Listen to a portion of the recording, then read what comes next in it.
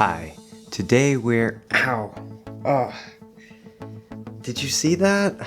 Oh, this diphthong is painful. Ouch. Hi, I'm Josh, your American English guide, and don't worry, no teachers were harmed in the making of this lesson.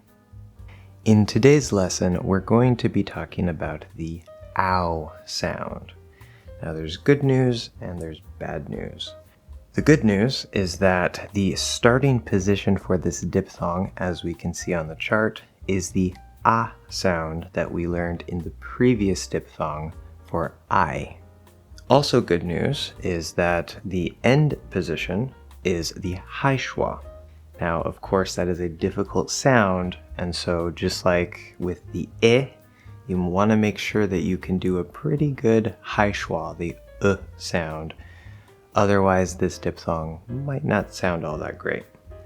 But the bad news, which is also good news, depending, is that even though the position in the mouth is the high schwa, we're going to add the lips. We're going to add like an oo sound in a way, like a small kind of oo sound. So notice when I say ow, ow, we very naturally say it that way. That's very common. You don't have to do that. For example, if I say bow, about, instead of about. Okay, when we are emphasizing, we're more likely to bring the lips all the way around like an oo sound. But again, the tongue position is the high schwa, not the oo position, okay? So again, we're going to start in the ah position, not ah or ah, but ah, and end with that high schwa position with the lips. Ow, ow. Notice that I do naturally tend to pull my lips back to the side a little bit. That's not completely required, but we tend to do that to get more of like a roundness or an openness in the mouth.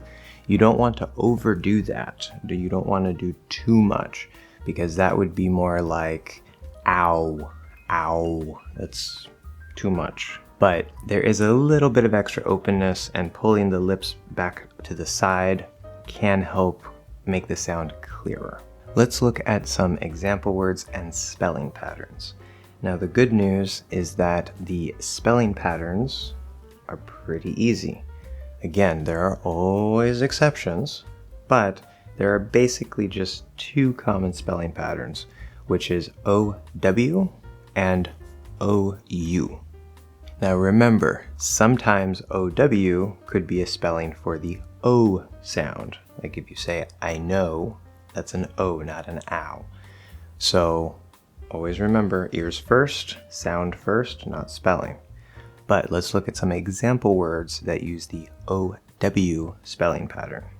Ow, how, cow, now, town, brown, clown. Now let's look at some example words with the OU spelling pattern.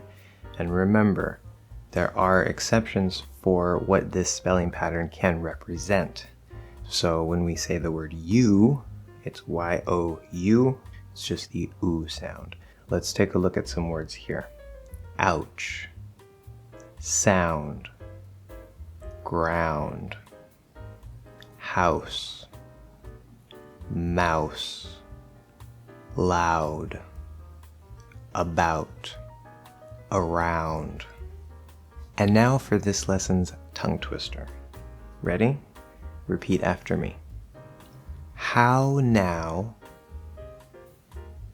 brown cow, the town mouse sounds loud. How now, brown cow, the town mouse sounds loud. How now, brown cow, How now, brown cow, the town mouse sounds loud. Let me know if you have any questions or comments down below. Next, we're talking about the last diphthong, oi. Thanks so much for watching another English Hacks lesson, and I'll see you guys in the next one.